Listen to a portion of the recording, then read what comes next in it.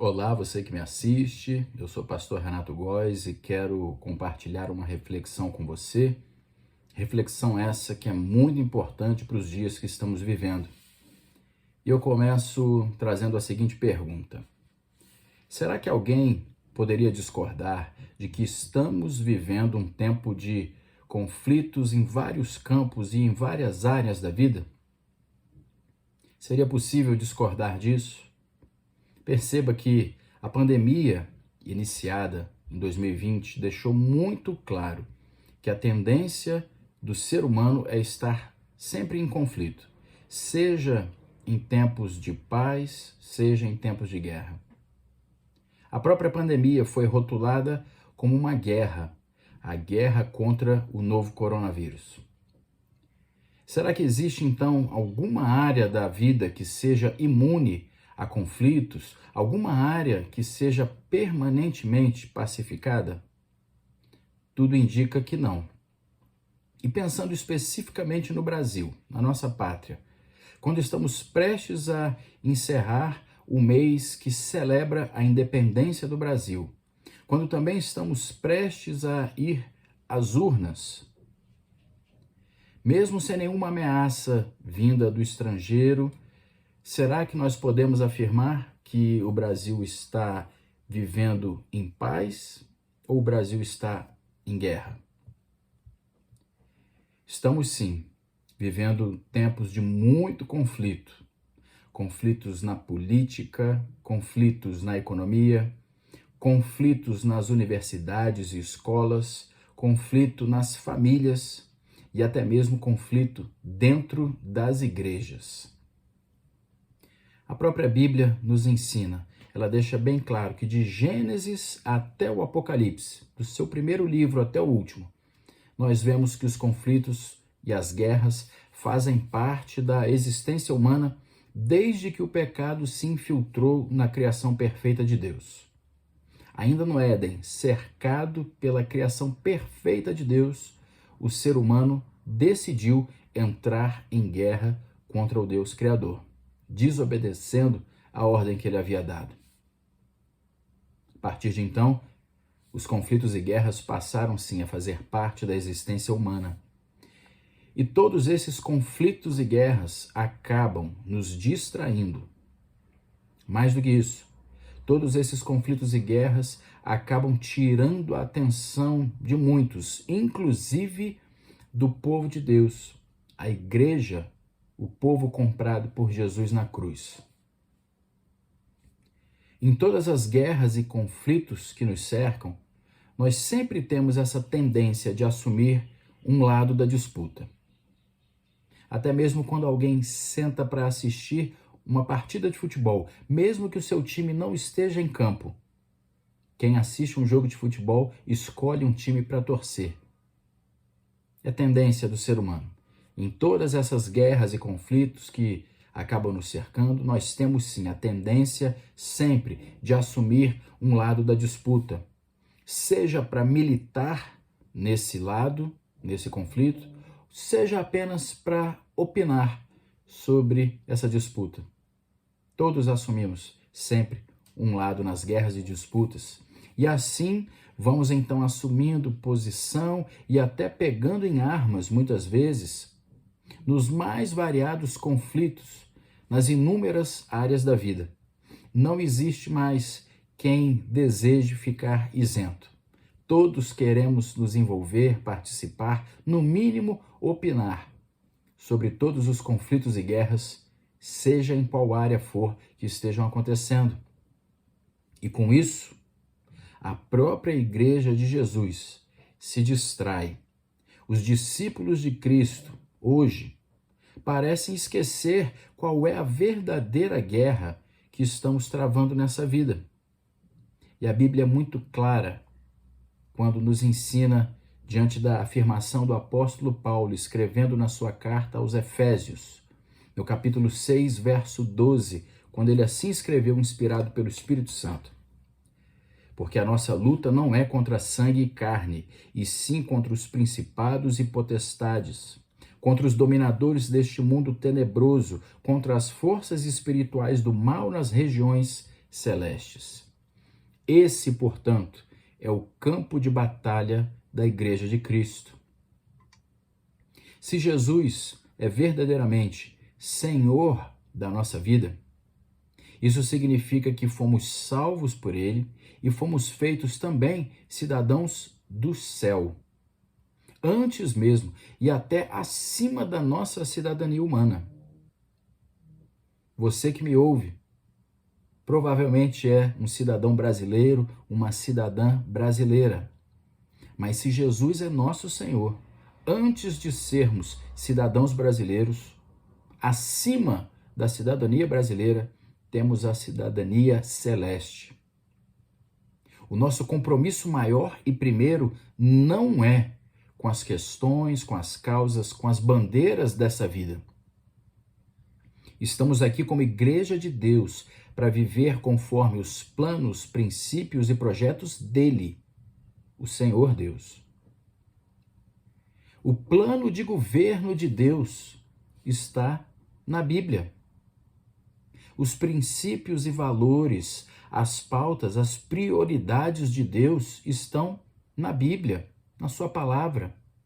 E é por esses princípios e valores, é por essas pautas e prioridades que temos que dirigir as nossas vidas. Efésios 6,12 deixa muito claro para nós que a nossa luta, a nossa disputa, a nossa guerra como Igreja do Senhor não é contra nenhum ser humano. Mais ainda, a nossa guerra não é contra nenhuma bandeira, nenhuma pauta, nenhuma questão humana. A Igreja de Cristo tem o seu campo de batalha claramente definido e expresso na palavra de Deus. Assim como Jesus, aquele que é o nosso comandante eterno, o nosso general invencível, assim como Jesus veio ao mundo não para resolver questões humanas, materiais, mas espirituais. E perceba que Jesus não veio ao mundo resolver problemas humanos, materiais, referentes a essa vida apenas. O que Jesus veio ao mundo resolver era uma questão espiritual, para nos conceder vida eterna, para nos conceder salvação. E se Jesus, o nosso general eterno, o nosso comandante invencível, veio ao mundo para tratar de questões espirituais, também nós, que somos Igreja de Jesus, não estamos aqui como igreja para lutar por bandeiras, pautas e questões meramente humanas. A guerra da Igreja de Cristo é contra as autoridades, poderes e dominadores espirituais, como diz o texto.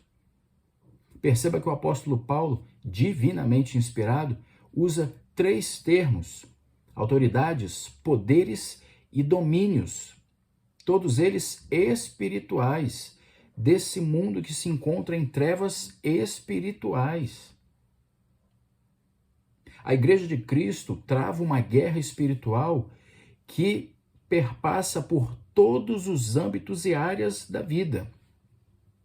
Se eu e você somos Igreja de Jesus, se eu e você confessamos Jesus como nosso Senhor e Salvador, se eu e você então fomos comprados por Ele e fazemos parte da Igreja, eu e você vivemos então sim, num contexto de guerra espiritual, seja no campo pessoal para cada um de nós, seja no campo conjugal para aqueles que são casados, sim. Não que os cônjuges estejam travando uma guerra um com o outro, claro que não, mas existe sim um intento espiritual querendo destruir todo o casal e toda a família, porque família é um projeto instituído, criado, expresso por Deus na sua palavra. E há sim uma guerra espiritual. Nós estamos incluídos sim numa guerra espiritual também na área familiar. O projeto família tem sido atacado. Projeto esse, volto a dizer, criado, instituído, expresso, regulamentado e normatizado pelo criador desse projeto, o Senhor Deus. E essa normatização, regulação, está expressa na Bíblia. Sim, vivemos uma guerra espiritual também no âmbito das famílias. Vivemos uma guerra espiritual no âmbito escolar, no âmbito universitário. Eu e você que somos servas do Senhor, estamos sim passando por uma guerra espiritual também nesse âmbito.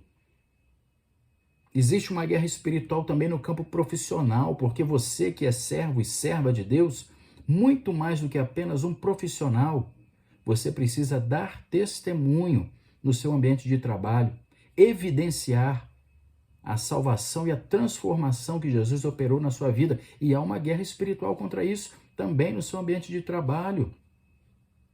A Igreja do Senhor Jesus enfrenta, sim, uma guerra espiritual também no campo social, das amizades e relacionamentos. Em todo o tempo somos tentados a descumprir a palavra de Deus e dar, assim, um mau testemunho.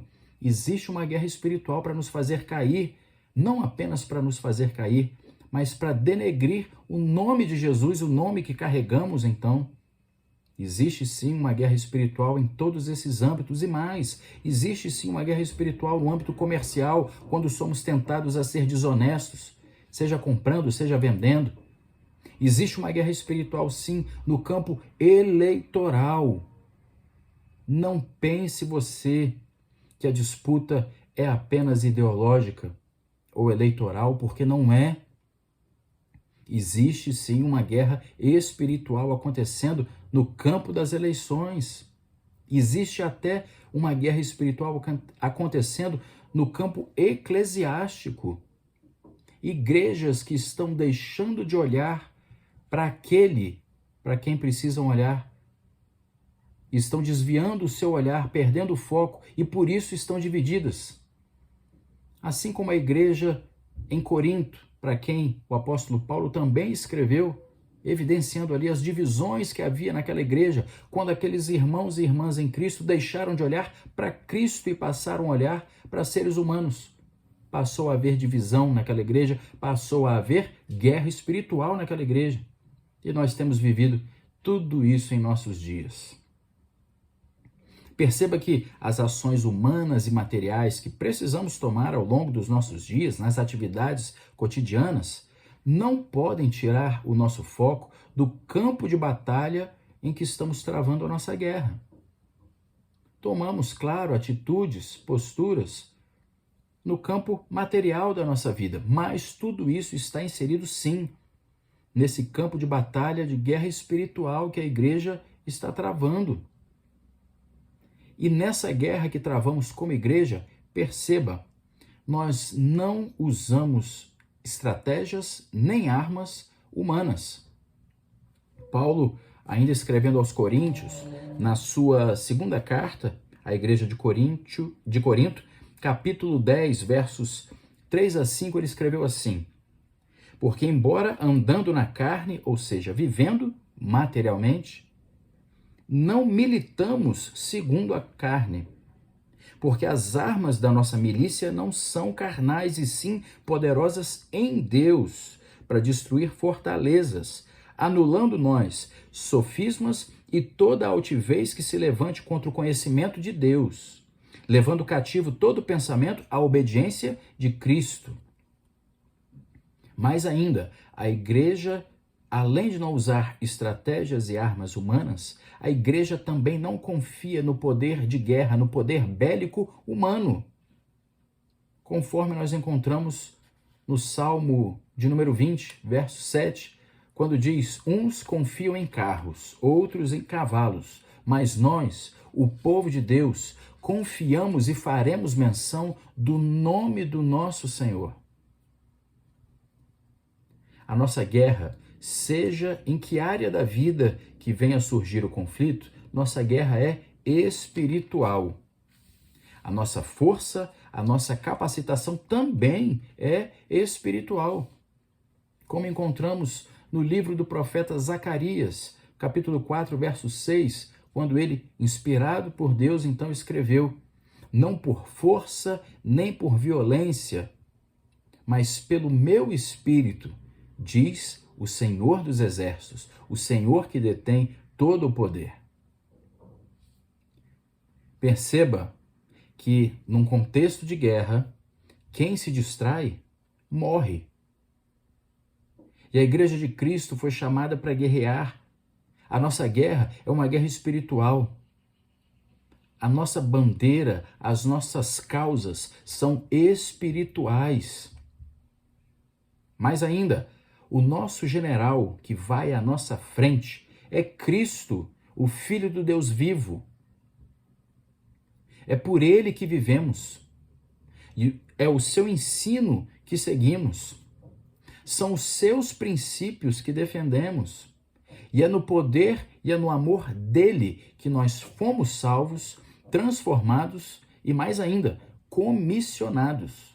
Nos foi dada uma missão aqui nessa terra. Vem dele, passa por ele e aponta para ele. Conforme Paulo escreveu aos Romanos, capítulo 11, verso 36, dizendo: porque dele, por ele e para ele são todas as coisas. Glória, pois, a ele eternamente. Amém? Eu deixo então essa reflexão para você que é igreja. Eu deixo essa reflexão para você que é povo de Deus. O campo de batalha da igreja de Cristo não se resume, não se refere a essa vida. Nós estamos como igreja do Senhor travando uma guerra espiritual em todas as áreas da nossa vida. As causas, bandeiras, princípios que precisamos defender são os princípios do Senhor expressos na sua palavra. Não podemos nos distrair com questões humanas, porque num contexto de guerra, quem se distrai, morre. Que o Senhor nos conceda sabedoria para exercermos não apenas a nossa cidadania brasileira, mas para exercermos a nossa cidadania celestial eterna. Porque antes de sermos todos brasileiros e brasileiras, fomos comprados por Jesus pelo preço mais caro que poderia haver, para sermos feitos filhos de Deus e cidadãos dos céus. Eu deixo essa reflexão com você e me despeço orando com você e por você. Vamos orar? Senhor Deus, nós te agradecemos pela tua palavra, que é viva, que é eficaz, que discerne todas as coisas, que nos dá o teu entendimento, a tua sabedoria, não a sabedoria humana, mas a sabedoria do alto, a sabedoria do Senhor, a sabedoria eterna. E é dessa sabedoria, ó Deus, que nós tanto precisamos, sempre na nossa vida, mas de forma especial, nesses dias que estamos vivendo aqui no Brasil. Clamamos a Ti, ó Deus, no nome poderoso de Jesus. Clamamos para que o Senhor abençoe a nossa pátria, abençoa, Senhor Deus, a nossa nação, abençoa, Senhor Deus, o povo brasileiro, abençoa, Pai, o Teu povo aqui nessa pátria.